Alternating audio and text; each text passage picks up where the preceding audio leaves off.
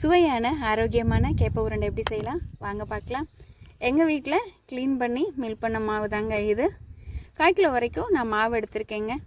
ஒரு 1/2 ஸ்பூன் வரைக்கும் உப்பு போட்டுக்கலாம். நம்ம தண்ணி வந்து 1/2 டம்ளர் வரைக்கும் தேவைப்படும். நல்லா தொளிச்சு நம்ம மாவு பிணைஞ்சிக்கலாம். நல்லா கெட்டி விழுகாமல் புட்டு பதத்தில் பிணைஞ்சி ரெடியாக எடுத்து வச்சுக்கோங்க.